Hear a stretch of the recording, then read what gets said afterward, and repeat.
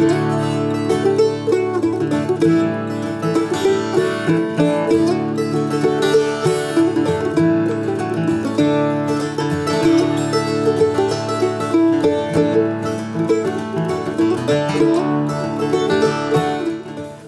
back to another unboxing at the Acoustic Shop. I'm Jeremy, this is John, and this is the mandolin that we're going to unbox. It's already unboxed, but we're gonna talk about it. Like, not literally, figuratively unboxing. It's gonna unbox.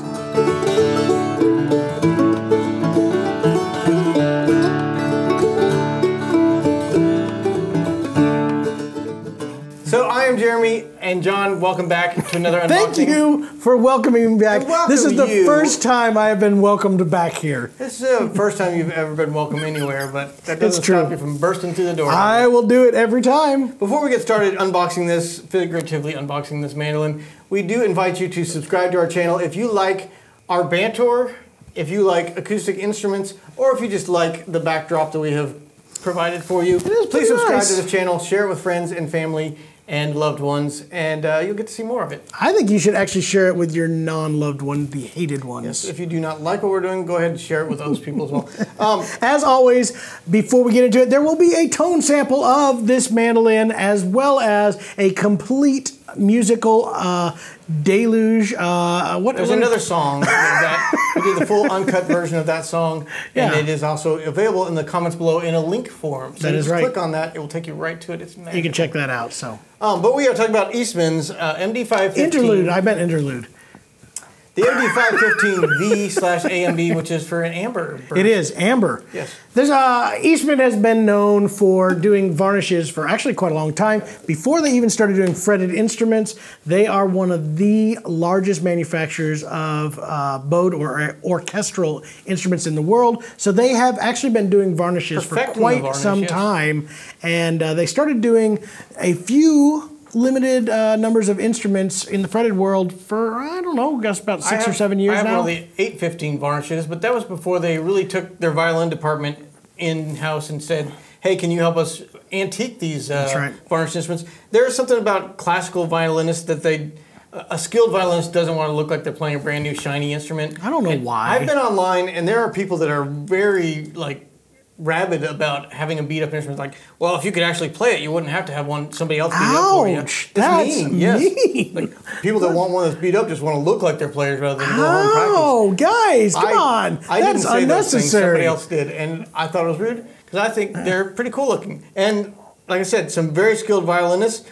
It's just part of the tradition not to have an instrument that looks brand new. It is. I actually do think that there is some argument to the antiquing or road worns or all the various different ways that everybody's saying this. Here's what I think. I think that if you're buying a guitar or a mandolin or whatever it happens to be, I think it should look like it's actually an old instrument, not one that somebody just decided to beat up because they wanted to beat it up. I think that's a totally different thing. It's done well. Yeah, please quit buying guitars that somebody took a chain and a cinder block and just started beating the whatever out of your instrument on that. Please, that should stop. It should look like it's actual play use. So you got like your arm area here, a little belt buckle rash on the back. Taken care of. I think I said in that forum, a little cheekily, if you might. I said, I bet your IKEA furniture that looks like it's been antiqued works pretty well in your living room. And you didn't actually buy an antique. Here's the best part about that. You actually took the time to get into an internet forum argument. Good for you, Jeremy. I got flamed. Way to get at it.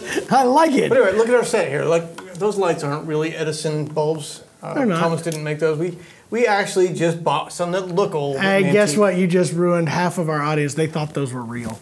Well, they were on the wrong channel anyway. We're talking about instruments. So this is the antique Varnish 515. The 515 has a Sitka spruce top, maple back and sides, and like we already discussed, they have antiqued it, kind of good a little road wear. 515 has always also been a little bit, it's got some of the niceties of the upper end mandolins, but not all of them. It is not bound on the back. It is not bound up through the peg head. So it's not as pretty. It's got the dot inlays. It's kind of an in-between spot. They do have the upgraded hardware on this. You got your nice tailpiece on there, upgraded tuners from the 315 series, and really, I think for you end up getting the hard shell case again with the 515. A great instrument, and this one blew me away. We had 2 of these in. Both of them were great. I do think there's something to Varnish on mandolin that just makes them really lively and open. So let's take a step back. We talked about the look of Varnish. It is a hand rubbed and hand applied varnish. It does have these really cool characters, which is actually pretty unique if you actually get to see the people who are doing this. There's some special techniques to make this look like it is older. But even more so, Varnish has its own tone. The old instruments, violins were always done in a varnish. Some of the old mandolins that were done were in a varnish. It gives you a protection that is more than a satin finish. It is not quite as thick and hard as a lacquer finish, which came a little bit later in, I think, the 1930s. They were starting to use more lacquer. Lacquer gives you more of a shine, gives you a little bit more protective finish.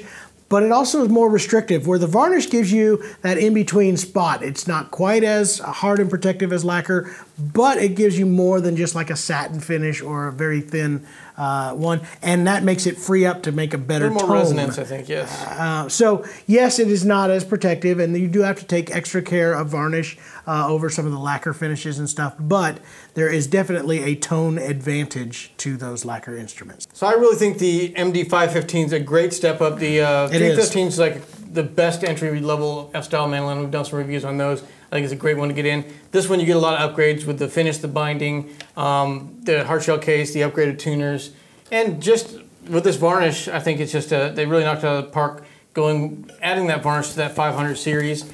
This one is one of the last of its kind. It is the ambers. They're coming to a close on the amber color.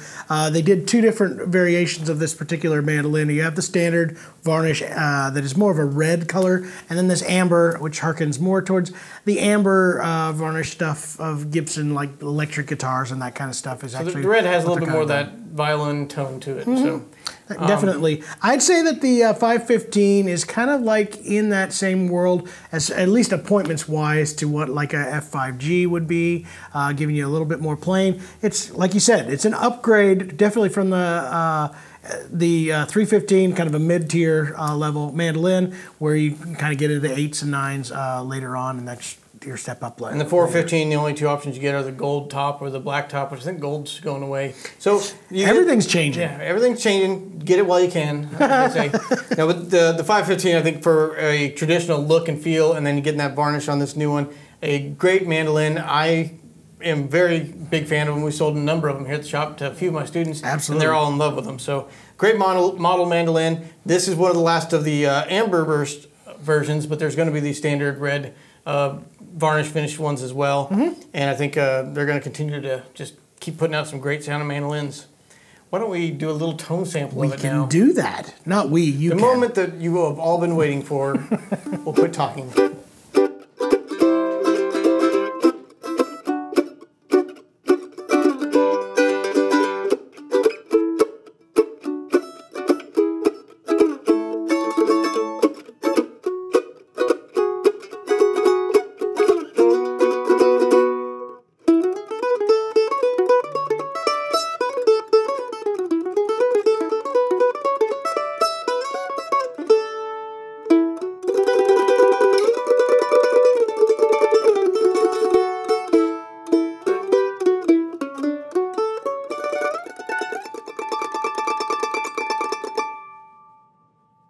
Hey, thanks for watching that video that we just did. I'm going to make this universal so we can use it in all the videos. Good I hope you enjoyed that thing that I said. And if you'd like to see more things like that, just subscribe down below where it says subscribe. You'll be notified anytime we do another video. And while you're at it, make sure to check out our website, theacousticshoppe.com. We have free shipping on most products and one of the best return policies in the country. We know what it's like to buy an instrument online. You never know what you're going to get. When you get it, if you're not happy with it, send it back to us. We're not going to be mad at you. No. We'll be a little disappointed in you, but not at all. We want you to find the right instrument, and there's no way to know until you try it. So we encourage you to try it out, play it, and then if it's not the right fit, we'll find the one that is. There we go. Also, be sure to comment down below. We love to interact with you guys. Mm-hmm. It's not a one-way street here. Nope. You get to say things, we get to say things back to you. If we say mean things, we're going to say mean things back. We may or may not do that. Anyway, we thank you guys for watching, and we will see you next time.